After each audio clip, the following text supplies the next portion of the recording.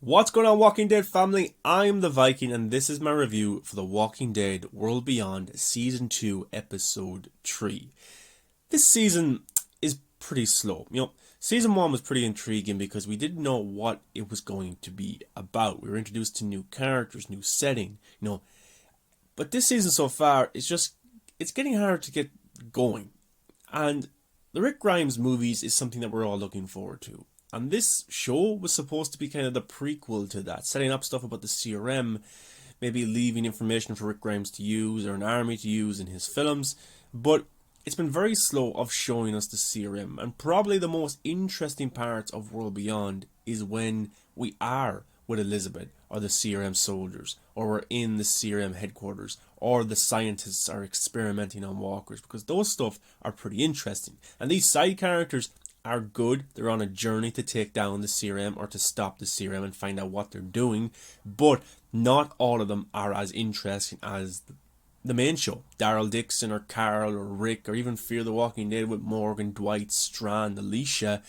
And I don't know if any of these characters will appear in the Rick Grimes movies, because Andrew Lincoln is an awesome actor. He is outstanding.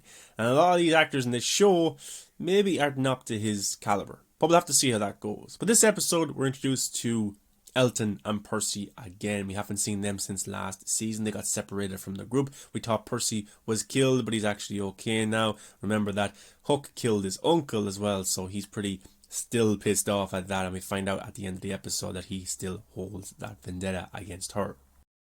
So they've obviously been on the road for a long time and they're hungry. I like this shot here actually of the two of them on the horse, and just the background looks pretty nice. But yeah, they're hungry. They felt betrayed by Hook. They got separated from the group and they're on their own. But they come across these two other teenagers, two other kids, strangers who are sitting down and eating food. Turnips, I think they were eating.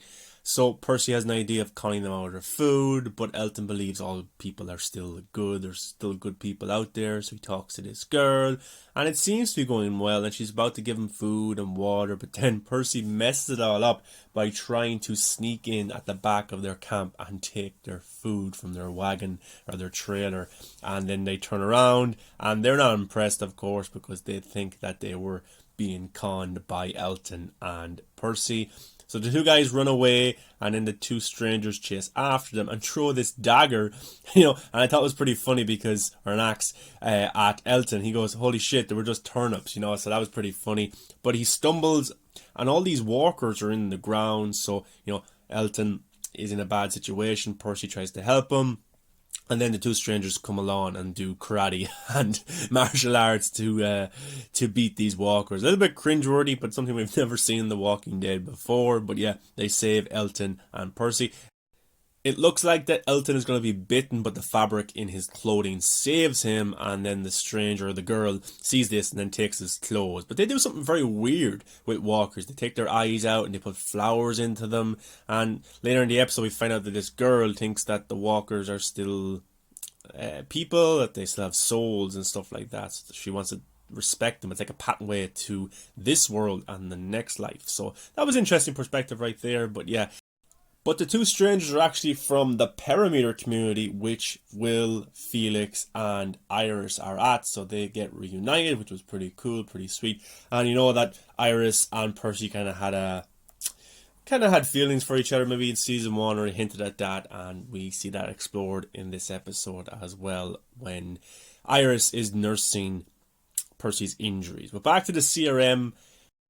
Hope is in science class, and she is definitely the smartest person in the room. She has a back and forth with that boy Mason, who's probably going to be a love interest for her as well, and she talks to her father about the CRM and about this place and stuff like that. But Dr. Leo Bennett, I like this character. I think he's probably the best actor in the show, and he has a big vendetta against the CRM right now, and I think he will come up in a way to turn against them and to hurt them pretty badly. But he confronts Hook about what Hook did to his daughters. Where is Felix? Where is Iris? You put them through this, and Hook, of course, feels guilty about this. And then Hope goes to a party. She kind of has PTSD about, being out there in the walker world and then being here in a world where it's like it doesn't happen, doesn't exist anymore. Hook gets accepted back into the CRM for active duty because, you know, she was kind of put into a bad situation because of what she did previously, and kind of flashbacks and stuff where she was put into the campus colony because she had to redeem herself. You know, she had to do kind of groundwork, spy kind of work.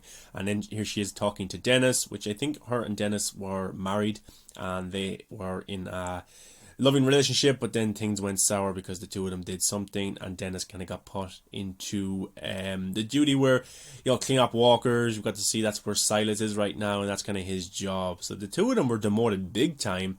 But of course, Hook is now back in active duty, and Hope goes to Hook and says, we have to go, we have to warn Iris, we have to warn Felix, we have to go and tell them, maybe bring them here, just fix all of this. You can sneak out, bring me with you so I can talk to my sisters. That's what Hook does. She sneaks Hope out, and then they get to meet Iris. So yeah, look, it's just, I just wanted to move a little bit quicker. You know, I want the story just to get a little bit more interesting, maybe a little more action. Maybe, like, what is their plan right now? What is the end game with Hope and Iris and Felix and Will? And, you know, Hook will probably realize how bad the CRM are. She'll probably turn on her mother at some point in this season, redeem herself as a character. But it's hard to see where this series is going. But then we get Iris and Hope, they get reunited. You know, Hook was able to bring them to the Perimeter community, and this is all on the down low as well, because if the CRM found out about this, if Elizabeth found out about this, they would all be in big trouble. And this puts the Perimeter community